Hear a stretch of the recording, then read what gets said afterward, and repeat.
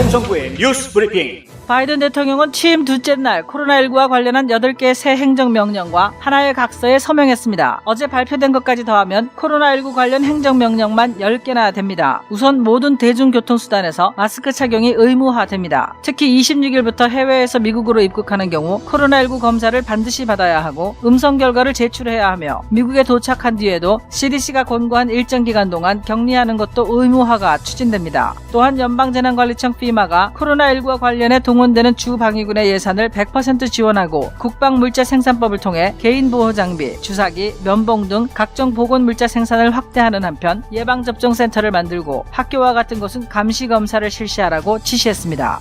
최근 공화당 의원들은 중국 정부가 마이크 폼페이오 전 국무장관을 포함한 트럼프 행정부의 전직 관료들에 대해 입국 금지 등 제재를 가한 것과 관련해 강력한 조치를 취할 것을 바이든 행정부에 촉구했다고 에폭타임스가 보도했습니다. 중국 당국의 제재 발표는 바이든이 취임한 1월 20일에 발표됐습니다. 중국 외교부 대변인은 중국의 내정을 심각하게 방해하고 미중 관계를 방해한 일련의 광적인 행동이었다고 전직 관료들을 비난했습니다. 바이든의 국가안보위원회 에밀리 혼 대변인은 이 제재가 당파적 분열을 노리는 시도로 보인다며 비생산적이고 냉소적이라고 지적했습니다만 상원 외교위원장인 짐 리쉬 의원은 중국이 바이든 행정부의 강력한 경쟁 의지를 시험하는 것이라며 미국의 이익을 옹호하는 데에 당파가 장애물이 아니라는 것을 중국에 보여줘야 한다고 주장했습니다. 도널드 트럼프 전 대통령에 대한 탄핵 심판 사전 심리가 2월 전에는 있을 수 없다고 미치 매코넬 상원 공화당 원내대표가 어제 밝혔다고 에폭타임스가 보도했습니다. 매코넬 의원은 28일부터 일주일간 트럼프에게 하원이 통과시킨 탄핵 소추안에 대해 대응할 시간을 주라는 내용의 시간표를 척 슈머 상원 원내총무에게 보냈습니다. 하원은 그로부터 일주일 뒤인 2월 4일에 사전 심리 보고서를 제출할 예정입니다. 척 슈머 원내총무는 트럼프 전 대통령이 탄핵되어야 한다고 믿는다고 말했는데 낸시 펠로시 하원 의장이 탄핵 소추안을 다음 주 월요일에 보낼 것이라고 오늘 밝혔습니다. 한편 트럼프 전 대통령은 사우스캐롤라이나의 버치 바워스를 수석 변호사로 선임한 것으로 알려졌습니다. 마조리 테일러 그린 연방 하원의원이 어제 조 바이든 대통령에 대한 탄핵 소추안을 제출했다고 밝혔습니다. 취임 하루 만에 탄핵안이 발의되기는 미국 역사상 처음 있는 일입니다. 그린 의원은 바이든이 취임하면 바로 다음날 탄핵하겠다고 공언한 바 있는데 실제 행동에 옮긴 것입니다. 그린 의원은 성명서를 통해 조 바이든 대통령은 대통령직을 맡을 자격이 없다면서 오바마 대통령의 부통령으로서 권력을 남용한 그의 행적은 길고 불안하다고 지적하고 바이든 대통령은 아들 헌터를 구하기 위해 무슨 일이든 할 것이며 부패한 외국 에너지 회사들로부터 받은 현금을 가족들의 호주머니에 넣어줄 것임을 과시했다고 밝혔습니다. 하지만 의회 전문지 더 힐은 바이든이 자신의 아들 헌터가 우크라이나 에너지 회사의 이사로 일하도록 권력을 남용한 사실이 드러나지 않았다고 지적했습니다. 앞서 2020년 공화당 상원의원들이 바이든 일가에 대해 조사한 보고서에도 조 바이든의 잘못은 발견되지 않았다고 뉴스맥스가 보도했습니다. 대통령 취임식의 안전을 위해 워싱턴 DC에 파병됐던 경비병과 공군 25,600명 중에서 15,000명이 향후 10일 동안 집으로 돌아갈 준비 중이라고 군사 전문 매체 밀리터리닷컴이 어제 보도했습니다. 주 방위군 사령부는 1월 말까지 약 7,000명의 경비병이 DC에 남아있을 것으로 예상된다고 밝혔습니다. 스티븐 노드하우스 공군 장군은 앞으로 며칠 내에 프로세스를 시작하도록 승인받을 수 있다고 말했습니다. 철수작전에는 장비 반납, 여행 준비, 코로나19 검사 등 복잡한 절차를 밟는 것으로 알려졌습니다. 노드하우스 장군은 어제 오늘 사이에 장비 반납이 시작될 수 있다고 말했습니다. 한인 혈통으로는 처음으로 2011년부터 2014년까지 주한 미국 대사를 역임했던 성킴 대사가 조 바이든 행정부의 외교안보팀 핵심 인사로 복귀한다고 동아일보가 보도했습니다. 김 대사는 국무부 동아시아 태평양 담당 차관보 대행에 임명됐습니다. 동아태 차관보는 국무부에서 중국, 한국, 일본의 실무를 책임지는 최고위직입니다. 현재 차관보 대행으로 임명된 것이어서 이후에 차관보로 임명될지는 확실치 않지만 정계에서는 토니 블링컨 국무장관 지명자가 상원의 최종 인준을 거쳐 임명이 확정되면 김 대사 역시 차관보에 임명될 가능성이 높은 것으로 보고 있습니다. 바이든 대통령은 연방정부의 국제뉴스 조직에서 트럼프 전 대통령에게 충성했던 경영진을 모두 해고하고 있다고 뉴스맥스가 보도했습니다. 바이든은 취임 몇 시간 만에 미국의 소리 방송국과 해외 지역 4개의 방송국을 총괄하고 있는 마이클 팩 CEO를 해고했습니다. 바이든은 폐계 후임으로 지난 40년간 이 방송사에 일한 언론인 켈루 차오를 지명했습니다. 이 공직은 상원에서 인준받아야 합니다. 또한 바이든은 요란다 로페즈 기자를 VOA 국장 대행에 임명했습니다. 차오 지명자는 어제 로버트 라일리 국장과 엘리자베스 로빈스 부국장을 해임했는데 둘 다 지난달에 새로 임명된 상태였습니다. 또한 팩이 임명했던 쿠바 방송국장 제프리 샤피로도 어제 사임했습니다. 이번 주에 푸에르토리코의 신임 주지사로 선출된 페드로 피에로 루이스는 이 영토가 코로나 바이러스 팬데믹과 자연재해에 대한 구제 요청을 할 때 다른 주들이 받는 것과 같이 취급받기를 원한다고 말했습니다. 민주당 소속의 피에로 루이스 주지사는 바이든 대통령 취임식에 참석한 뒤 기자들과 만나 다른 주들보다 더 나은 대우를 해달라는 것이 아니라며 평등을 요구하는 것이라고 말했습니다. 푸에르토리코는 2017년 허리케인 마리아로 인한 피해에서 아직도 복구 중이며 코로나19 확산으로 몸살을 앓고 있는 데다 경제적으로도 큰 타격을 받은 상태입니다. 케빈 메카시 하원 공화당 원내대표는 팍스뉴스와의 인터뷰에서 트럼프 전 대통령이 공화당을 이끌고 단결시켜 나갈 능력을 계속 가지고 있다고 말했습니다. 이 같은 발언은 앞서 지난주 제임스 밀러의 인터뷰를 떠올리게 해 눈길을 끌고 있습니다. 트럼프 선거 캠프의 거문으로 20일 트럼프 전 대통령이 플로리다로 돌아갈 때 동승했던 밀러는 지난 14일 스티브 배넌의 팟캐스트 워룸에 출연해 트럼프가 2022년 선거에서 공화당 후보들이 하원을 탈환하도록 참여할 것이라고 말한 바 있습니다. 밀러는 어제 저스트 더 뉴스와의 인터뷰에서 트럼프가 앞으로 몇 년 동안 몇 가지 목표를 가지고 있다고 밝히고 투표 및 유권자 청렴성에 관한 국가 지도자로 부상할 것이라고 말했습니다. 테슬라와 스페이스X를 설립한 일론 머스크가 이산화탄소를 포획할 수 있는 최고의 기술을 발명하는 사람에게 상금으로 1억 달러를 기부하겠다고 발표해 화제입니다. 아마존 설립자 제프 베조스를 제치고 세계에서 가장 부유한 사람으로 떠오른 머스크는 어젯밤 트위터에서 이 같은 소식을 전하면서 자세한 내용은 다음 주 중에 공유하겠다고 밝혔습니다. 국제에너지기구 IEA에 따르면 전 세계적으로 약 20여 개의 탄소 포집 및 저장 프로젝트가 상업적으로 운영되고 있고 2017년부터 30개의 새로운 프로젝트가 합의됐지만 탄소 배출이 산업화 이전 수준보다 섭씨 1.5도 이상 상승하는 것을 막기 위해선 더 많은 프로젝트가 필요하다고 강조했습니다. 제임스 라이스 자동차 사고 변호사, 그의 실력은 이미 인정받았습니다. 미국 전체의 상위 1% 변호사 선정, 멀티밀리언 달러 승소 변호사, 14년 연속 AB 등급 유지, 6년 연속 슈퍼 변호사. 하지만 저희 최고의 자랑은 고객이 주시는 믿음입니다. If you've been injured in an auto accident, I want you to call me. I know who the enemy is, I know how they fight, and most of all, I know how to win. 제임스 라이스 법률그룹. 안녕하십니까, 홍성구 기자입니다. 탄핵 시계가 드디어 돌아가기 시작하는 모양입니다. 하원에서 그동안 탄핵 소추안을 결의를 해놓고 상원으로 보내지 않고 홀드하고 있었는데요. 그런데 오늘 아침에 드디어 상원으로 보내겠다라는 이제 발표가 나왔습니다. 척 슈머 상원의원이 이야기한 것이고요. 낸시 펠로시 하원 의장으로부터 얘기를 들었는데 다음 주 월요일 날 탄핵 소추안을 상원으로 보내겠다 이런 연락을 받았다고 합니다. 그러면 이제 다음 주 월요일부터 본격적으로 상원에서 이 트럼프 대통령의 탄핵 문제를 논의할 수 있게 됩니다. 이렇게 되면 정상적인 재판 절차를 거쳐야 하기 때문에 일단 트럼프 대통령이 본인의 소견을 이야기하는 답변서를 제출할 기간을 주게 되고요. 미치 매코넬 의원은 이 트럼프 대통령이 답변을 제출할 수 있는 기간으로 일주일 정도의 시간을 줘야 한다라고 이야기를 했습니다. 28일부터 시작해서 일주일 정도를 주자라고 이야기를 했고, 그러면 2월 4일이면은 그러면은 이제 답변서가 도착이 될 것이고, 하원에서도 탄핵소추안에 대한 보고서를 상원에 제출하는 이런 이제 스케줄이 진행이 되게 됩니다. 이렇게 되면은요, 한 2월 초에서 중순 사이에 트럼프 대통령의 탄핵 결정이 확실하게 이루어질 수 있다. 부결될 가능성이 현재로서는 높다고 보고 있습니다. 왜냐하면은 이미 전직 대통령이 돼버린, 그러니까 현재 대통령직에서 물러나 있는 그런 상황이기 때문에 탄핵이란 절차 자체가 비헌법적이다라는 논란을 불러올 수 있기 때문이죠. 탄핵을 한다고 해도 헌법소원을 통해서 이것이 계속 문제가 될 수 있고 헌법재판소에서 이것은 옳지 않다라는 결론을 내릴 가능성이 상당히 있기 때문에 이 탄핵을 시킨다는 것 자체가 별로 무의미하다. 그다음에 이미 임기를 다 마쳤기 때문에요. 그러니까 임기 중에 탄핵이 되는 게 아니기 때문에 설사 탄핵을 한다고 하더라도 치명적인 영향을 줄 수 있는 것이 별로 없습니다. 딱 한 가지 문제가 될 수 있는 것은 차기 대통령 출마를 못한다는 것. 그거 하나 이제 문제가 되는 것이죠. 그러니까 2024년에 대통령 선거에 출마하지 못하도록 하기 위해서 탄핵을 하는 그거밖에는 지금 다른 것이 없습니다.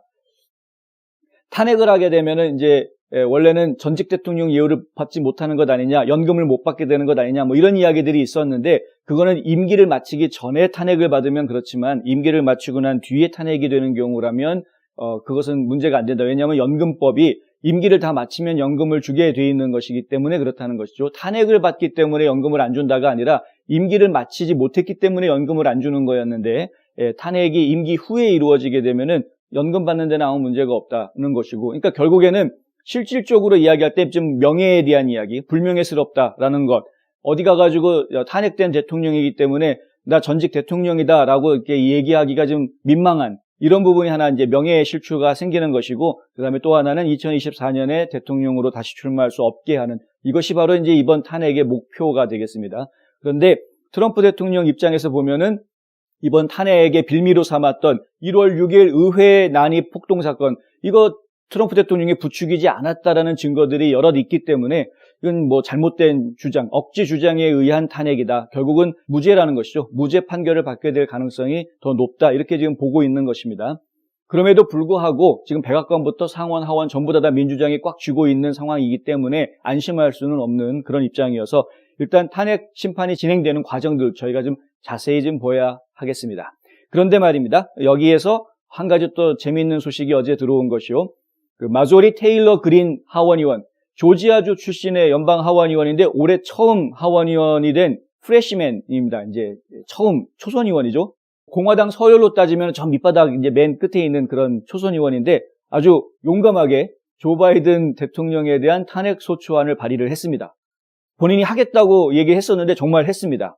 얼마나 많은 의원들이 지지를 할지는 저희가 좀 두고 봐야 하겠습니다. 왜냐하면 뭐 이제 대통령 취임한 지 이틀밖에 안 됐는데 근데 바로 탄핵을 낸다고 해서 이게 가결이 될 가능성은 상당히 없죠. 이미 하원은 과반수 이상을 차지하고 있는 지금 한 10명 정도 더 민주당이 더 많은 그런 상황이기 때문에 하원을 통과하지 못하면은 이 탄핵소추안은 부결되는 것이라서 그렇습니다. 그리고 이 탄핵 소추안을 내게 된 이제 이유, 사유가 뭐냐? 헌터 바이든이 가장 큰 이유가 될 것 같습니다. 뭐냐면 바이든 대통령이 부통령이던 시절, 오바마 대통령 시절에 이 헌터 바이든이라면 그냥 앞장서가지고 다 보호해주고 하다 보니 그렇다 보니까 이제 권력을 부통령으로서의 권력을 남용했다. 그리고 해외에다가 이렇게 압박하고 이런 것들은 이 국가의 명예를 실추시키고 뭐 이런 내용들이 이제 되는 것이죠. 이런 이유로 인해서 탄핵을 한다라는 것인데 한 가지 문제가 있습니다. 저희가 그것이 사실이라는 것을 알고 있음에도 불구하고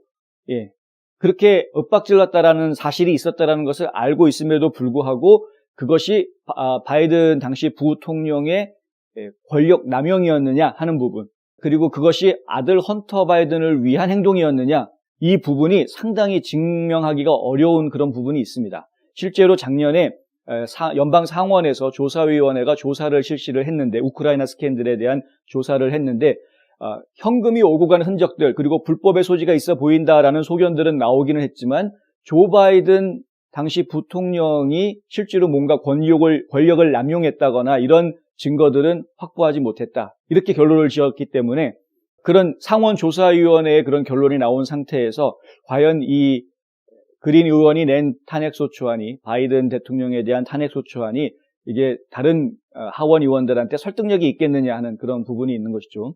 트럼프 대통령에 대한 탄핵안이 나왔을 때 공화당 의원 10명이 찬성표를 냈던 것을 여러분 기억하실 겁니다. 그런 것처럼 바이든 대통령에 대한 탄핵안이 나왔을 때에도 민주당 쪽에서 혹시 찬성해주는 표가 나올 수 있지 않느냐라는 걸 기대할 수 있습니다. 뭐 전혀 기대 못하는 그런 상황은 아닙니다. 그런데 문제가 이제 몇 가지가 있는 것이, 첫째가 이제 취임한 지 이틀밖에 안 됐다는 거, 그 다음에 두 번째가 아까 말씀드린 대로 지금 혐의를 적용하고 있는 부분에 대해서 확증할 만한 증거가 아직 없다.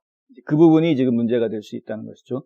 뭐 FBI가 가지고 있는 헌터 바이든의 노트북에 뒤지면 뭐가 나올지 모르겠습니다만은 그럼에도 불구하고 확증하기에는 좀 어려운 그런 내용일 것이다. 왜냐하면 확증할 만한 증거가 그 노트북 안에 있었다 그러면은 이미 뉴욕 포스트에서 특종을 터뜨렸을 때 뭔가가 있었겠죠. 그때 나왔던 자료들도 대부분 보면 헌터 바이든이 잘못한 것이다라는 거하고 조 바이든 당시 후보가 상당히 연루됐을 가능성이 있다, 의혹이 있다 정도 수준이지 확증할 만한 그런 증거들은 없는, 물론 이제 증언들이 있죠. 관련자들의 증언들이 팍스뉴스에서 보도가 되기는 했습니다. 직접 이야기하는 인터뷰한 내용들 저희가 보기는 했습니다. 그 헌터 바이든의 아버지인 조 바이든 당시 후보가 분명히 개입을 했다, 그 집안이 다 한통속이다, 뭐 이런 이제 증언을 하는 것들을 제가 듣긴 했습니다만은, 그렇지만 그 증언에 대한 진실성이 의심된다 이런 식으로 나오면은 이것도 애매해지는 부분이 있기 때문에 그렇기 때문에 이게 참 어려운 것이 있습니다. 구체적인 확실한 증거가 있어야 되는데 현재로서는 잡아낸 것이 없다.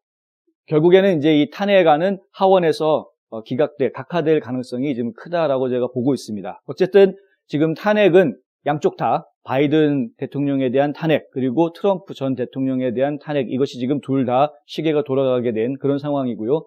트럼프 대통령 같은 경우에는 사실 계엄령을 발동할 수 있는 그런 입장에 있었는데 막판에 고심 끝에 내린 결론이긴 하겠지만은 끝내 이 계엄령 선포를 하지 않고 본인이 그냥 자리에서 떠나겠다라고 결심하게 된 가장 큰 이유 중에 하나가 이 탄핵건이었다고 저희는 보고 있는 것입니다. 왜냐하면 이 탄핵 문제가 해결되지 않으면 본인이 정치인으로서의 생명이 완전히 끝날 수 있기 때문에 다시 재기하기 어려운 상황이기 때문에 차라리 좀 어렵더라도 재기할 기회를 노리는 것이 낫다라는 판단에서 이것을 그만두었을 것이다. 저희는 그렇게 판단하고 있는데 저희가 생각하고 있는 그 판단을 좀 뒷받쳐 줄 수 있는 그런 보도들이 요즘 계속 또 나오고 있어서 좀 소개를 해드리려고 합니다. 뭐냐면은 아직도 융자를 알아보기 전에 성급하게 집부터 보시나요? 아직도 재융자 이자율에 만족 못하고 계신가요? foyohomeloan.com을 만나면 다 해결됩니다. 착하고 정직한 이자율, 방문하지 않고 모든 일을 깔끔하게, 복잡하고 어려운 서류 준비를 쉽게 주택융자, 재융자가 필요한 분이라면 지금 당장 foyohomeloan.com을 방문하세요.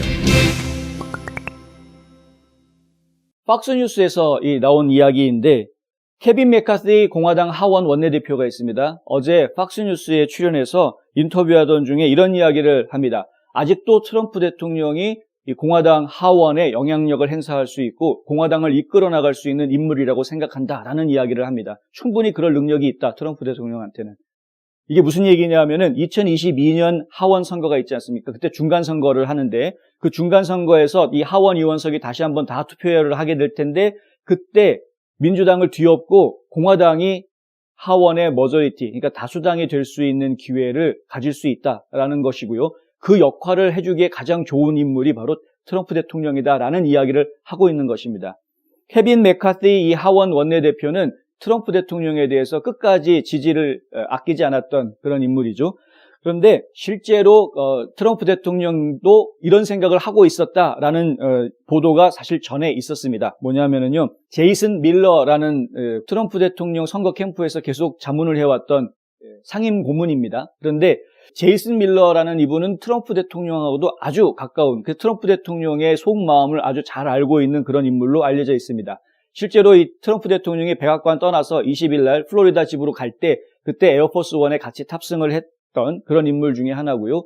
그런데 이분이 지난 1월 14일 날 에폭타임즈하고 인터뷰를 하면서 이런 이야기를 한 적이 있습니다. 트럼프 대통령이 2022년 그 하원 선거에 직접 참여할 생각이 있다. 무슨 얘기냐면 하원 의원으로 나선다는 얘기가 아니라 공화당 하원 의원들이 민주당 의석을 뒤집고 그 자리를 공화당으로 뒤집는 그런 선거 캠프를 지원할 생각이 있다. 이런 이야기를 이미 인터뷰를 했었던 것이죠. 그리고 2024년 대통령 선거에 출마하고 싶어 한다. 이런 이야기도 이미 인터뷰를 했었습니다. 그러니까 그때 2024년 대통령 선거에 나갈 준비를 하고 있다라는 이야기가 이 제이슨 밀러 고문 통해서 이미 흘러나왔었는데 많은 분들이 그 당시에는 그 얘기보다는 그 2024년이 무슨 얘기야. 지금 당장 계엄령 선포하고 밀어붙여야지. 나쁜 놈들 잡아들여야지. 부정선거 증거가 있는데 왜 그걸 참고 있어. 막 이런 쪽으로 많이 집중해서 관심을 가졌었죠. 그래서 이 제이슨 밀러가 이야기했던 이런 내용들이 사실 상대적으로 조용히 뒤에 묻혔던 그런 것이었는데 지금 다시 이런 내용들이 다시 지금 떠오르고 있는 겁니다. 그때 그런 이야기를 했었지 하는 것들이 지금 다시 다 떠오르고 있는 것이죠. 그래서 실제로 트럼프 대통령이 가지고 있는 계획이 2022년에 하원 그리고 maybe 상원까지 어쩌면 상원도 뒤집을 수 있거든요. 한 자리만 뒤집으면은 그러면은 상원이 또 공화당이 머저리티가 될 수 있고 하원 같은 경우에는 지금 10자리가 차이가 나는 거니까 6 내지는 7자리만 뒤집어도 현재 상태에서 그렇게 추가로 뒤집을 수 있다고 하면 그러면은 하원도 머저리티가 될 수 있는 공화당이 의회를 장악할 수 있는 이런 상황이 될 수 있는 겁니다. 만약에 2022년에 공화당이 의회를 장악하는 것을 뒤집힌다고 하면 2024년에 트럼프 대통령이 대선 출마를 다시 했을 때 당선될 확률은 매우 높아지는 이런 상황이 되는 것이죠. 그러니까 그런 시나리오가 충분히 가능하다. 그리고 실제로 그런 시나리오를 염두에 두고 있다. 트럼프 대통령이. 그런 것들이 이제서야 좀 확실하게 눈에 보여지는 겁니다. 과거에는 뭔가 대통령직을 그만두지 않고 곧장 트럼프 제2기로 갈 것이다 라는 기대감 때문에 이런 이야기들을 저희가 주목하지 못했었는데 이제는 주목할 수 있게 되는 것이죠. 이 제이슨 밀러가 어제 또 저스트 더 뉴스라는, 저스트 더 뉴스도 트럼프 대통령을 많이 지지해온 그런 언론사입니다. 그런데 저스트 뉴스와의 인터뷰에서 이런 이야기를 이제 똑같이 해줍니다. 2022년에 하원을 되찾고 그렇게 해서 민주당이 지금 부리고 있는 광기를 멈추게 하겠다. 이제 이런 말을 했습니다. 지금 바이든 대통령이 취임하자마자 트럼프 대통령이 내렸던 행정명령들을 전부 다 취소시키고 그리고 예전에 오바마 행정부 시절로 전부 다 되돌려놓는 그런 작업들을 굉장히 빠르게 진행을 하고 있죠. 심지어는 언론사들까지도 본인들이 세우는 인물들로 불과 임명된 지 이제 한 달도 한 달도 되지 않은, 몇 주밖에 되지 않은 그런 이사진들, 국장들 이런 사람들도 그냥 다 해고해버리고 그리고 바로 그냥 본인들 구미에 맞는, 뜻이 맞는 사람들을 전부 다 인원을 교체하는 이런 모습들을 지금 보이고 있는데 이 굉장히 이 제이슨 밀러가 이야기한 대로 광적인 그런 모습들을 지금 보여주고 있습니다. 아주 오랫동안 벼르고 별렀다라는 그런 느낌을 지금 받고 있는 그런 상황이죠. 이렇게 되면은 저희가 취소 문화 굉장히 좀 걱정된다. 이거 상당히 심각한 수준이다. 이런 말씀을 계속해서 드려왔는데 이건 뭐 아주 대놓고 이건 취소 문화 정도가 아니라 아예 그냥 뿌리채 뽑아내기. 어제 제가 테러라는 얘기 해드렸죠. 그냥 뭐 완전히 이 친트럼프 혹은 트럼프 지지자들에 대한 테러 공작 이렇게 이야기할 정도의 수준으로 지금 일이 진행이 되고 있습니다. 그렇기 때문에 이 일이 더 심화되기 전에 그래서 완전히 트럼프 지지자들이 힘을 다 잃어버리기 전에 이 트럼프 대통령이 다시 정계 복귀를 해서 모종의 활동을 시작을 해야 될 텐데 여기에 걸림돌이 바로 이 탄핵이다 이거죠. 그래서 이 탄핵 문제가 종지부를 찍고 나면 그러면 트럼프 대통령의 재계가 그 다음에 바로 이루어질 수 있게 될 것이다. 이제 2월로 지금 일정이 잡혀져 있으니 2월 중에 상원에서 트럼프 대통령에 대한 탄핵이 결정이 되면 만약에 탄핵이 결정이 돼서 찬성으로 결정이 되면 유죄다 이렇게 돼버리면 그러면 이제 헌법소원으로 가는 길이 하나가 남는 것이고요. 만약에 무죄다 이렇게 되면은 트럼프 대통령은 곧바로 정규에 복귀해서 이제 전국적으로 2022년 하원 선거를 준비하는 캠페인 준비 작업을 이제 본격적으로 시작할 수 있게 될 것이고 그리고 부정선거에 대한 문제 이거를 다시 끄집어내서 지금 부정선거 문제를 가지고 싸우려고 하는 주들이 여러 주 있지 않습니까? 뭐 가장 대표적인 데가 애리조나주하고 펜실베니아주 같은 경우인데 이렇게 부정선거 문제를 다시 끄집어내서 의회에서 싸우려고 하는 이 각 주 의회들과 협력해서 부정선거 문제들을 밝혀나가는 그런 일들에 트럼프 대통령이 좀 더 나서게 될 것이다. 그걸 통해서 결국에는 보수 세력을 집결시키고 트럼프 지지자들 다시 집결해서 2022년에 하원 선거에서 공화당이 이기게 만드는 이런 쪽으로 가게 될 것이다. 어떤 분들은 이제 페이트리엇 파티 해가지고 애국당이라는 거를 만들어서 새로운 당을 만들어서 공화당을 대체하게끔 할 것이다. 뭐 이런 아이디어를 이야기하시는 분들이 있는데 그것은 사실 현실적으로 쉽지 않은 길입니다. 검토가 됐었던 것 같기는 한데요. 그런데 트럼프 대통령이 그렇게 선택하지는 않은 것 같습니다. 왜냐하면 기존의 공화당이 가지고 있는 기존의 공화당 내에서 틀을 다져놓은 정치인들의 이 세력을 무시할 수가 없기 때문에 그런 것이죠. 그들을 완전히 제거해내고 새로운 인물로 교체할 만큼의 파워는 아직은 없기 때문에 현실적으로 이야기하자면 그런 방법은 현실적이지 않다. 일단은 백악관을 다시 회복하고 트럼프 지지 세력들이 하원과 상원을 더 많이 차지하게 된 상황이 되어야 그제서야 뭔가 이 공화당의 개혁을 이뤄낼 수 있는 기회도 생기는 것이 아니겠는가. 보수라는 층이 한번 잘못 고착이 되기 시작하면은 이 개혁시키기가 이렇게 쉽지가 않습니다. 이 보수 세력이 가지고 있는 생각의 틀 자체가 개혁이라는 것하고 좀 어울리지가 않습니다. 그렇다 보니까 개혁을 쉽게 하지 못해서 항상 어느 순간에 가면은 이 동력을 자꾸 잃어버리는 이유가 그런 것 때문이거든요. 이 고인물이 썩는 것처럼 그러니까 이 보수 세력이 가지고 있는 사고 구조들이 자칫하면은 이렇게 썩기 쉬운 그런 취약점이 있기 때문에 그렇습니다. 개혁을 좀 해줄 필요가 있는 것인데 그 개혁이라는 게 이렇게 쉽게 될 수 있는 게 아니다 보니까 항상 시간과 노력이 좀 필요한 것이죠. 여기에는 국민들의 정성, 국민들의 관심, 참여 이런 것들이 굉장히 중요하게 작용을 합니다. 이 다른 문제가 아니고 바로 정치이기 때문에 국민들의 표로 이야기하는 문제이기 때문에 국민들의 참여가 가장 결정적으로 중요한 문제가 되는 것입니다. 결국에는 이 탄핵에 대한 문제 저희가 좀 더 지켜보고 이 탄핵의 시계가 어떻게 흘러가는지 계속해서 관련 사항들 보도해드리도록 하겠습니다. 화장품 백화점 미쓰이 화장품 인터넷 주문도 가능합니다. 고객의 꿈을 실현하는 은행 메트로시티은행. 감기 환자를 위한 출입구 따로 있습니다. 김시현 내과. 바이든 대통령이 이 취임 둘째 날을 맞이해서는 코로나 바이러스에 집중적인 그런 행정명령들을 내놨습니다. 어제 하루 동안에만 행정명령이 모두 9가지가 나왔는데요. 그 9개 행정명령 중에서 8개 행정명령이 코로나 바이러스에 대한 거였고요. 그리고 나머지 하나가 각서였는데 그 각서도 코로나 바이러스에 대한 내용이었습니다. 저희가 좀 중요하게 이야기할 수 있는 부분들이 있을 것 같아서 어제 있었던 행정명령들에 대해서 좀 정리를 해드리겠습니다. 일단은 국내 및 해외여행에서 코로나19 안전증진에 관한 행정명령 해가지고요.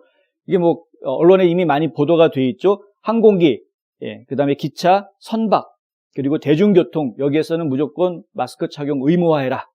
무조건 의무화하라는 겁니다. 대중교통에서는 마스크 착용 의무화하라는 겁니다. 보통 항공사들 같은 경우에는 마스크 안 쓰겠다라는 손님 때문에 실랑이 벌어지고 갈등이 생기고 뭐 이런 것들이 좀 뉴스로 간혹 보도가 되고 있습니다. 그런데 이게 항공사에서 내린 자체 내규에 의해서 그렇게 규제를 하려다 보니까 그것을 거부하는 손님들이 나올 수 있었던 것인데 이제는 이제 연방에서 연방법 차원으로 의무화하라라고 지금 지시를 하고 있는 것이죠. 14일 이내에 어떻게 할 것인지에 대한 구체적인 안을 시행 계획을 제출을 해라라고 이제 이 행정명령에 기록을 해놨습니다. 그래서 앞으로 2주 뒤에는 구체적으로 이런 대중교통에서 어떻게 마스크 착용을 의무화할 것인지 이런 것에 대한 구체적인 행정 지침이 나올 겁니다. 그러니까 2주 뒤부터는 대중교통에서는 절대 마스크를 안 쓰고 탑승하려고 하시면 안 되겠다. 이런 것이고요. 두 번째 행정명령은 코로나19에 대한 치료 및 치료에 대한 접근성 개선 및 확대. 이거 뭐냐 하면은 코로나19 치료제 개발하는 거를 좀 더 서둘러서 가속화하겠다라는 겁니다. 더 품질이 좋고 그러면서도 가격이 저렴한 그런 의료 환경을 좀 만들어야 하겠다라는 것이고요. 모든 국민이 이용할 수 있게끔 치료법을 개발을 해야 되겠다. 이런 이제 내용들이 들어가 있습니다. 그리고 세 번째 행정명령은 코로나19 및 미래의 고위험 공중보건 위협에 대한 데이터 기반 대응 보장. 이거는 뭐냐 하면은 강력한 공중보건 인프라를 구축을 해라. 데이터베이스 같은 거를 만들라라는 이야기입니다. 그리고 그런 것들을 각 주의 기관들과 연방이 서로 데이터를 공유할 수 있는 그런 시스템들을 만들어라라는 이야기입니다. 굉장히 중요하죠. 방역을 하는데 어떤 한 지역에서만 방역을 하고 그럼 그 지역을 벗어난 사람들에 대해서 컨트롤할 수 없다. 이렇게 되면은 이 방역이 별로 무의미한 거 아닙니까? 근데 미국이라는 나라는 이 한국과는 달라서 이 50개의 나라가 연방으로 맺어져 있는 이런 관계라고 이해를 해야 되기 때문에 이게 더 어려운 것이죠. 더군다나 이제 개인정보에 대한 그 비밀 준수, 이런 프라이버시 보호 문제 때문에 한 주에서 자기 주민들에 대한 정보를 다른 주에 넘겨주는 걸 굉장히 꺼려하고 있단 말입니다. 법적으로도 이게 불가능한 경우도 있고요. 이런 부분 때문에 이 방역하고 그다음에 이 감염자들을 추적하는 부분들이 상당히 쉽지 않은 그런 부분들이 있었습니다. 그래서 그것에 대해서 대응하기 위해서는 연방 차원에서 이런 보건 인프라를 제대로 좀 구축을 해야 되겠다. 데이터베이스 같은 거를 좀 제대로 만들어야 될 것이고 이런 데이터베이스들이 서로 공개되고 공유될 수 있게끔 해야 되겠다. 이제 이런 이야기들이 들어가 있습니다. 이런 부분은 좀 더 시간이 걸려서 만들어지게 될 것이고요. 그다음에 각서가 이제 서명이 됐는데 이 각서는 코로나19에 대응하는 주에서 제공하는 문제, 그다음에 지원을 늘리기 위한 그런 문제, 특히 방위군과 관련한 문제 이런 것들은 각서에 담았습니다. 그러니까 주에서 어떤 긴급한 사태가 비상사태가 벌어졌을 때 주지사가 보통 주 방위군을 소집해서 도움을 받게 하는 그런 명령을 하게 되는데 그때 예산을 주 예산을 쓰느냐 아니면은 연방 예산을 가져다 쓰느냐 하는 그런 이슈가 항상 있습니다. 예를 들면 허리케인이 올 때 이제 허리케인이 지나가고 난 다음에 복구를 하는 과정에서도 주 예산을 쓰느냐 아니면은 연방 예산을 쓰느냐 아니면 그 카운티라든가 이런 지방정부의 각자 지방정부 예산을 써서 스스로 알아서 고쳐야 하느냐 이런 이제 이슈들이 생기는데 코로나 바이러스에 대해서는 무조건 연방 예산을 써라라는 이야기를 이제 하고 있는 겁니다. 무슨 얘기냐면은 예전에는 대통령이 비상사태 선포를 해주어야 그래야 연방 예산을 쓸 수가 있었습니다. 그러니까 주지사가 비상사태를 선포를 하면은 그러면 주 예산을 쓰게 되는 것이고요. 대통령이 비상사태 선포를 해주면은 그러면은 이제 연방 예산을 갖다 쓸 수 있는 것인데 이 FEMA죠. 재난관리청. 근데 이 FEMA의 예산을 갖다가 쓸 수 있게 되는 것인데 지금 바이든 행정부에서는 코로나 바이러스와 관련된 일에 대해서는 FEMA 예산을 쓰게 해주겠다. 특별히 주 방위군을 동원하는 문제는 100% FEMA 예산을 갖다 써라. 이렇게 해준 겁니다. 그러니까 주지사들이 이 코로나 바이러스에 대응하기 위해서 주 방위군을 좀 동원해야 되겠다. 예를 들면은 이 백신을 접종을 해야 되는데 백신 접종을 위해서 방위군들을 통해 가지고 더 빨리 더 많은 곳에 이 백신을 보내야 되는 문제들, 그다음에 환자가 발생을 했을 경우에 거기 방역하는 문제, 그리고 이 사람들의 검사, 테스트하는 것도 더 많은 사람들을 더 빨리 테스트를 하기 위해서는 그런 인력들이 필요한 것이죠. 그런 인력들을 주 방위군을 동원을 하겠다라고 결정을 하면은 FEMA에서 연방정부의 예산을 갖다 쓸 수 있게끔 그렇게 해주겠다라는 이야기입니다. 자, 그리고 행정명령, 지속가능한 공중보건 공급망에 대한 행정명령. 이건 뭐냐면은 전염병에 대응하는 데 필요한 공급품을 확보하기 위한 그런 겁니다. 국방물자 생산법이라는 게 있는데요. 이거 뭐냐면 주로 전시에 사용하는 것입니다. 전쟁이 났을 경우에 어디선가 포탄도 만들어야 되고 찝차도 만들어야 되고 뭐 각종 군수품들을 만들어야 되지 않습니까? 그런데 이 군수품을 만드는 것을 군수업 하고 있는 그런 곳에서만 해가지고서는 전쟁에 대응할 만큼 숫자가 안 나오니까 일반 기업에서도 이런 군수품을 만들 수 있게 그렇게 군수품 제작하는 곳으로 전환시켜주는 이런 이제 법이 바로 군수물자 생산법이라는 것인데, 트럼프 대통령 때에도 이 군수물자 생산법을 발동을 했었죠. 그런데 전반적으로 하지 않고 일부만 했었습니다. 예를 뭐 산소호흡기를 만들기 위해서 일부 몇 개 회사들이 산소호흡기를 제작해라. 뭐 세니타이저가 부족하다 그래서 세니타이저 만드는 회사, 그러면 뭐 몇 개 회사들이 세니타이저를 만들어라. 뭐 개인 장비 보호대 이런 것들을 만드는 것도 몇 개 회사들이, 그래서 특정 어떤 회사들, 주로 대기업들 위주로 해서 특정 회사들이 그런 제품을 생산할 수 있게끔 그렇게 국방물자 생산법을 발동을 했었습니다만은, 이번에 지금 바이든 대통령이 내린 행정명령은 그런 것들을 조금 더 확대하려고 하는 것으로 보입니다.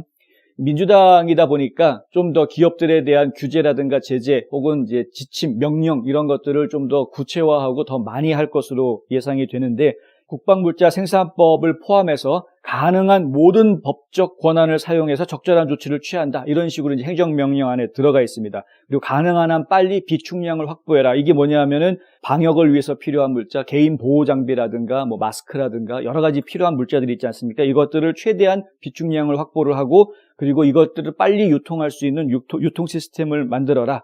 이게 이제 행정명령 내용입니다. 그러니까 아무래도 앞으로 기업들이 자신들의 물건 생산하는 것뿐만이 아니라 이런 이제 방역과 관련한 물건들을 또 생산하는 데 동원되는 그런 이제 상황이 될 것 같고요.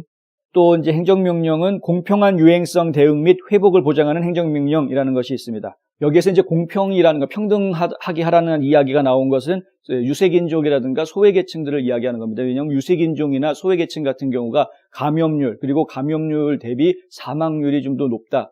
특히 감염률이 굉장히 높게 나오고 있죠. 그래서 유색인종들이나 이 소외된 계층에 대한 이 보건 지원 이런 것들이 좀 필요하다. 그걸 위해서 코로나19 건강 형평성 태스크포스라는 걸 만들어라. 이런 내용이 이제 행정명령에 들어가 있습니다. 그리고 또 다른 행정명령에는 학교 및 유아교육기관의 재개 및 계속 운영 지원 해가지고요. 이거는 이제 학교를 어떻게 하면 빨리 오픈할 수 있고, 그 다음에 유아시설 이런 것도 어떻게 하면 빨리 오픈할 수 있느냐, 안전하게 오픈할 수 있느냐, 이런 방안들을 좀 만들고, 그리고 그런 것들을 지원을 해라라는 이야기입니다.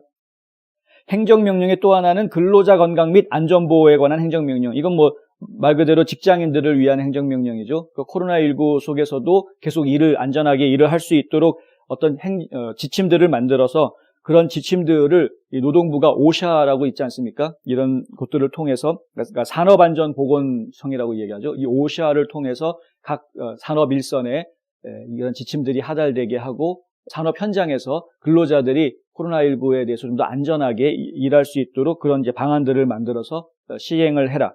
이런 것들은 이제 국가적인 프로젝트로 시행을 해라라는 이제 명령입니다. 그리고 마지막으로 제가 말씀드려야 될 행정명령이 코로나19 유행성 검사위원회를 설립하고, 코로나19 및 기타 생물학적 위협에 대한 지속가능한 공중보건 인력을 확보해라. 인력 개발을 위한, 그러니까 코로나19에 대응하기 위한 보건 인력들을 양성하는, 예를 들어서 뭐 간호사 학교라든가 뭐 이런 그런 시설들을 지원을 하고 인력을 양성해내고 그런 인력들을 더 많이 확충을 해서 더 빨리 검사하고 더 많은 사람들을 검사해라 뭐 이런 내용들입니다. 거기에 보면은 학교 같은 경우에는 서빌리언스 테스트라는 걸 하라고 그럽니다. 서빌리언스 테스트라는 거는 감시 카메라처럼 이렇게 감시 테스트를 하라는 겁니다. 조금만 의심이 되면 바로 가서 테스트하고 뭐 이런 식의 활동을 하라는 그런 이야기가 들어가 있고요. 그리고 이제 모든 보험사들이 코로나 검사 받는 걸 전부 다 무료로 받을 수 있게 그렇게 플랜에다가 의무적으로 무료로 검사 받을 수 있게 의무화하라는 그런 내용도 들어가 있습니다. 그리고 만약에 보험이 없는 사람이라면 역시 무료로 검사를 받을 수 있도록 이렇게 지원을 해주어라 이런 내용도 이제 들어가 있습니다. 경험과 실적이 증명하는 김효지 부동산 전문인. 학자금과 대학 입시 상담은 AGM 인스티튜트. 불타는 곱창이 해서 정말 맛있는 불타는 해물찜. 요번에 행정명령이 나온 것들 중에서 특별히 알려드려야 될 부분은 오는 26일부터 시행이 되는 내용인데요. 미국에 입국하기 전에는 반드시 코로나 검사를 받으셔야 되고 음성 결과가 나왔다는 걸 보여주셔야 됩니다. 비행기에 탑승하기 전에 3일 전에 검사를 받으셔야 됩니다. 그러니까 비행기 탑승하기 3일 이내에 검사를 받아서 음성이 나왔다라는 거를 보여줘야 비행기에 타실 수 있습니다. 그렇게 바뀌게 되고요. 그리고 그건 한국뿐만이 아니라 미국에 들어오는 모든 나라에 다 해당이 되는 겁니다. 그리고 미국에 일단 입국을 하게 되면 그러면 의무적으로 자가격리하는 기간을 갖게 됩니다. 그 지침은 이제 CDC 지침에 따라 받게 되어 있는데 CDC 지침에 따르면 음성 판정을 받은 분들은 7일만 자가격리하면 됩니다. 7일, 일주일만 자가격리하면 되는 것이죠. 그러니까 비행기를 타기 전에 이미 음성 판정을 받아야만 비행기를 탈 수 있다고 했으니까 그러니까 결국에는 그분들은 들어오셔서 일주일 동안 자가격리를 의무적으로 하셔야 되는 그런 상황이 됩니다. 26일부터 그것이 시작이 됩니다. 그런데 그 외에 다른 경로로 또 미국에 들어오는 경로도 있지 않습니까? 육로를 통해서 들어올 수도 있고 해상을 통해서도 들어올 수가 있고 이런 경우에는 좀 규정이 좀 달라집니다. 그러니까 미리 검사를 받지 않아도 들어올 수 있는 가능성이 좀 열려 있고요. 그리고 그런 경우에는 들어오게 될 경우에 자가격리를 하는 기간이 좀 더 길어집니다. 보통 열흘에서 14일 정도로 길어지게 되는데 이 CDC 지침이 사실은 매번 바뀌기 때문에 그때그때마다 나와 있는 지침에 따라서 적용을 받아야 되는 이제 그런 상황이 됩니다. 어쨌든 이제 미국에 들어오는 게 좀 힘들어지게 되는 것이죠. 이 봉쇄를 이제 제대로 하게 되는 겁니다. 미국의 봉쇄령이 이제 본격적으로 내려지게 됐다. 이렇게 이해를 하시면 되겠고요. 그리고 바이든 대통령이 예전부터 발표를 해놓았던 이 구제금융안, 코로나 바이러스에 대응하기 위한 구제 정책에 보면은 거의 대부분의 이 지원책들이 9월 말까지 한다라고 되어 있습니다. 9월 말까지. 이 부분 저희가 좀 신중하게 생각을 해야 되는 부분입니다. 적어도 9월 말까지는 이 미국 내의 봉쇄령이 계속 유지가 될 가능성이 있다라는 것입니다. 갑갑한 소식이기는 합니다. 한편으로 보면은 코로나 바이러스를 이용을 해서 국민들을 갖다 전부 다 통제하고 억압하려고 하는 그런 것이 아니냐라는 그런 의심이 좀 드는 그런 부분인데 지나치게 하는 거 아니냐, 9월 말까지는 너무 지나친 거 아니냐 이런 것이죠. 그런데 지금 바이든 행정부에서 내놓은 구제안은 그렇습니다. 이게 하원과 상원은 이제 검토를 받고 통과가 이루어지는 과정을 좀 거쳐야 돼서 아마 한 3월쯤이나 돼야 구체화되지 않을까라고 이제 저희가 예상을 하고 있는데 바이든 행정부에서 지금 내놓은 안에 따르면은 9월 말까지 이렇게 지원책이 나와 있는 것입니다. 실업수당도 9월 말까지 한다. 그리고 뭐 강제 퇴거를 금지하는 것도 9월 말까지 하도록 해라. 현재 행정명령은 3월 말까지 연장한다라고 되어 있습니다. 그 대통령 행정명령으로 내려져 있는 것이고요. 지금 이제 말씀드리는 거는 코로나 바이러스 대응 경기부양 법안이죠. 그 경기부양 법안 지금 제시되어져 있는 안에 보면 9월 말까지 퇴거를 유예한다 이런 내용들이 포함이 되어 있습니다. 실제로 이제 의회를 통과하면서 내용이 수정이 될 수 있기 때문에 최종적인 안은 아닙니다만은 제가 이 말씀을 드리는 이유는 적어도 바이든 대통령은 9월 말까지는 이 국가를 봉쇄할 생각을 하고 있다. 그런데 왜 하필이면 9월 말일까? 이게 왜 하필이면 9월 말이냐 하면은요. 바로 회계년도가 9월 말로 끝나기 때문에 그렇습니다. 10월 1일부터 9월 30일까지가 회계년도입니다. 무슨 얘기냐 하면은 여차하면은 9월 30일이 지나도 그때 가가지고 또다시 추가 명령을 내려서 혹은 추가로 법안을 통과시켜서 그걸 연장할 수도 있다. 코로나 바이러스에 대한 이 봉쇄 조치를 올해 9월이 아니라 아예 내년 이른 봄까지 연장할 가능성도 상당히 있어 보인다. 이런 겁니다. 사업을 계획하고 계신 분들이라든가 비즈니스를 하시는 분들은 좀 유념해서 준비를 좀 해두셔야 될 것 같습니다. 지금 이제 바이든 대통령이 이끌어 나가려고 하는 방향이 대체로 이제 그렇게 보인다라고 제가 말씀을 드리는 것이고요. 물론 의회에서 이것을 진행하는 과정 중에 내용들이 어떻게 바뀔지는 두고 봐야 합니다만은, 그러나 일단 기본적으로 현재 대통령이 가지고 있는 생각이 그렇다.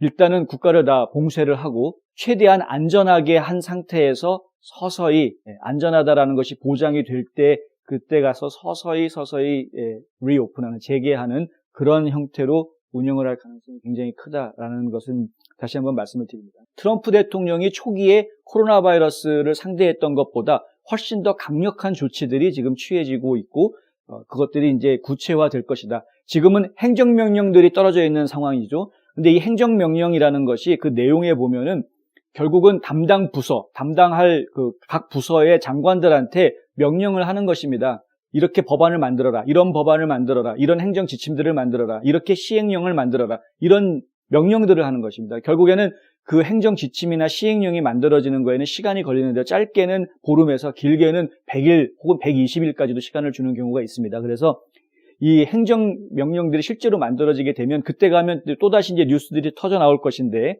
미리 저희가 좀 말씀을 드리자면 이미 방향은 올 한 해는 봉쇄하는, 미국을 봉쇄하는 쪽으로 방향이 설정이 되어 있다라는 점을 기억을 좀 해두셔야 되겠다. 그리고 마음의 준비를 좀 하셔야 되겠다라는 말씀을 미리 드립니다. 한 곳에서 시작되는 안정된 미래, 선우앤선우 종합보험. 고객과 직원을 지켜주는 스니즈가드. 지금 주문하세요. 베너앤프린트. 예, 중국 정부가 트럼프 행정부에 있었던 전 강요들, 예를 들면은 마이크 폼페이오 전 국무장관이라든가 로버트 오브라이언 백악관 국가안보보좌관, 그다음에 나바로 통상보좌관, 이런 이제 굵직한 분들, 이런 분들이 대부분 다 이제 반중국 성향을 가지고 있었던, 왜냐하면 중국 공산당이 지금 너무 미국 속에 깊이 파들어와 있기 때문에 이 뿌리를 뽑아야 된다라고 생각하고 있는 이런 분들인데, 이런 분들을 싸잡아가지고 트럼프 행정부에서 있었던 28명에 대해서 일체 홍콩과 마카오, 그리고 중국에 절대 들어올 수 없다, 입국 금지, 이런 걸 제재 조치를 합시고 발표를 했습니다.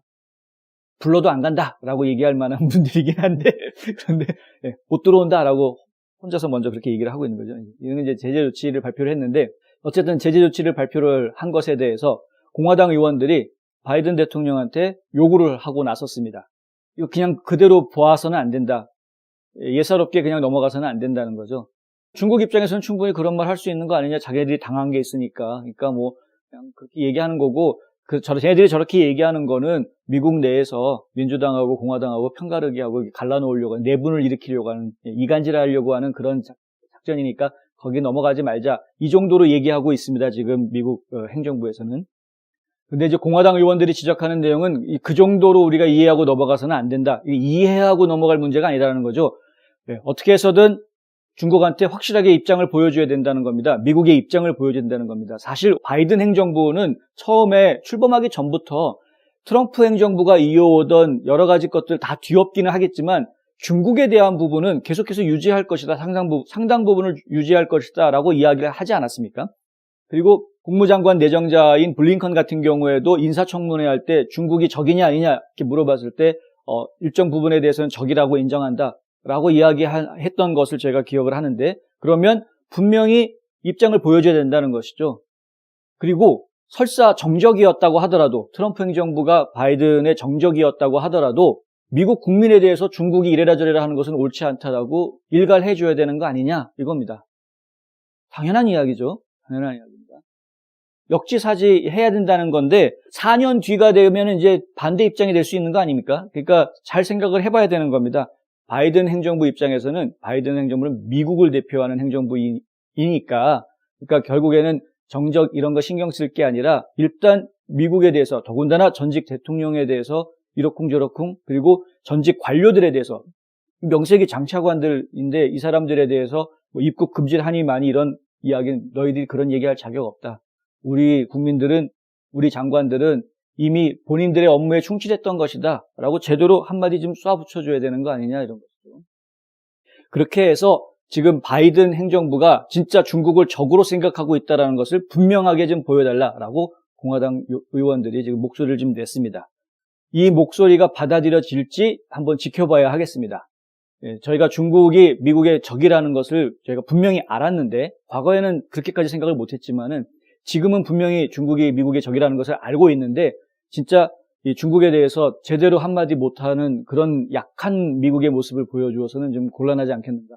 더군다나 WHO에서는 지금 탈퇴하지 않겠다라고 이야기를 했고 파리 기후협약에는 다시 재가입하겠다 이렇게 이야기를 해놓았는데 그 파리 기후협약이나 WHO나 전부 다 이 친중국 성향을 가지고 있는 인사들이 지금 임원들을 많이 맡고 있는 이런 상황이기 때문에 국제사회에서 미국이 중국에 밀리지 않는 모습을 보이기 위해서라도 임기 초에 입장을 좀 분명하게 보여줄 필요가 있다는 것이죠. 어리버리한 모습 보였다가는 중국한테 당한다는 겁니다.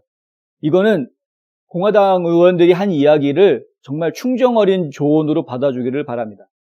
바이든 행정부가 진짜 제대로 된 결정을 하고 움직이는 모습을 처음에 좀 보여줘야 허니문다운 허니문을 좀 보낼 수 있는 거 아니겠습니까? 지금 이미 굉장히 좀 속상해져 있는 허니문 기간인데 진짜 미국의 국익을 위해서 중국과 제대로 담판을 붙을 각오가 돼 있다라는 모습을 확실하게 보여줘야 그래야 한다는 것이죠. 중국에다 하는 얘기가 뭡니까? 지금 트럼프 행정부에 있던 강요들은 입국 금지 이런 제재 조치하면서 그리고 그 사람들과 관련돼 있는 기업들도 중국에서는 기업 행위를 할 수가 없다. 이렇게 제재 조치를 발표를 하면서 그러면서 바이든 행정부에게는 우리 화해하자, 예전으로 돌아가자 이런 유화책을 지금 쓰고 있는 거 아닙니까? 당근과 채찍 이거 동시에 지금 쓰고 있는 것인데 애도 아니고 이 미국이라는 나라를 이끌어 나가고 있는 위정자들이 이런 정도의 술수도 파악하지 못한다라는 것은 말이 안 되는 것이죠.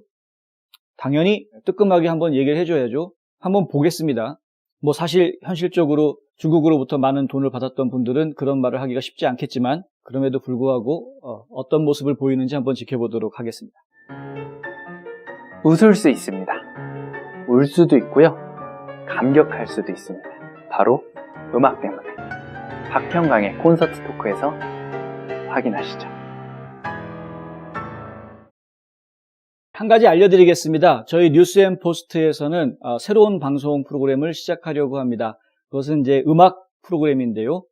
직접 음악 연주도 듣고 그리고 음악인들과 직접 대화도 나누는 콘서트 토크를 하려고 합니다.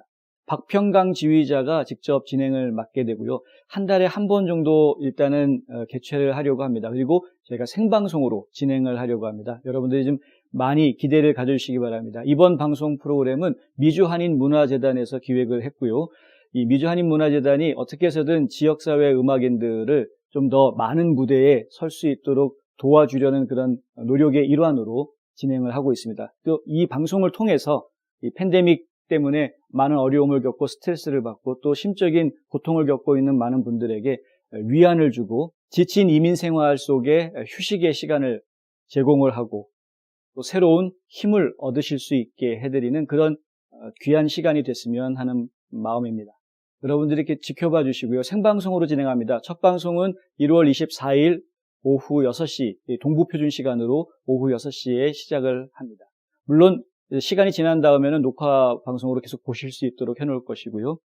그나마 이런 인터넷을 통해서라도 여러분들에게 음악인들을 소개하고 음악을 접할 수 있는 그런 시간을 제공할 수 있다는 것이 그나마 다행이라고 생각하는데 이런 일들은 여러분들의 도움과 참여가 없이는 계속 지속하기가 어렵습니다. 일단 처음엔 저희가 한 달에 한 번으로 시작을 하지만 가능하면 더 이런 기회를 자주 만들고 싶은데요.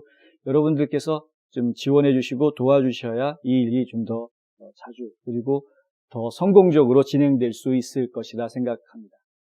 홍성구의 뉴스 브리핑은 여기까지 하겠습니다. 저는 내일 또다시 찾아뵙겠습니다. 시청해 주셔서 감사합니다.